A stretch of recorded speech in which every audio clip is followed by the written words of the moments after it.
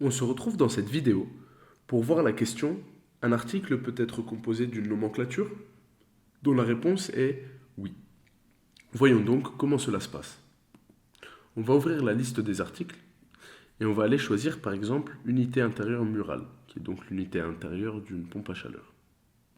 On rentre dans la fiche article et on va aller directement à l'onglet nomenclature via la petite barre de recherche ici. Ici, on va pouvoir venir associer des nomenclatures à notre article. On va donc faire le petit plus. On voit que la nomenclature possède une fiche complète. Et ici, dans composants, on va venir ajouter un composant que l'on va aller chercher dans notre liste d'articles ou bien que l'on peut créer via le petit plus ici. On va prendre par exemple la vanne modulante. Et ici, on peut modifier les quantités, tout un tas de variables, comme également le prix unitaire par exemple. On va mettre cette nomenclature en état active, un élément qu'on peut, enfin un paramétrage que l'on peut activer automatiquement. Et on va venir sauvegarder. Une fois que l'on a terminé notre nomenclature, on va pouvoir visualiser la structure de la nomenclature.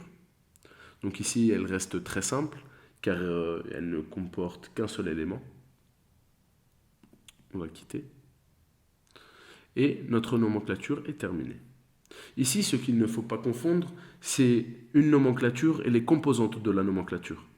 Ici, quand vous venez dans cet onglet, ce n'est pas les composantes d'une nomenclature que vous trouvez, mais toutes les nomenclatures qui peuvent être associées à notre article unité intérieure murale.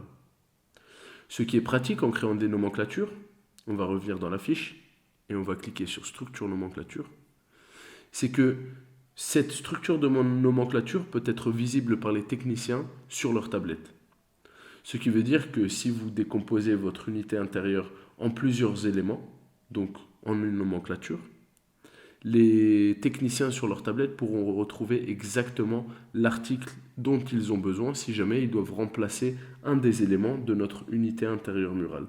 Ils auront donc la référence, les prix, etc., tous les éléments dont ils ont besoin, afin d'être le plus précis possible lors de leurs opérations de maintenance ou de dépannage par exemple. C'est tout pour cette vidéo, on se retrouve dans la prochaine.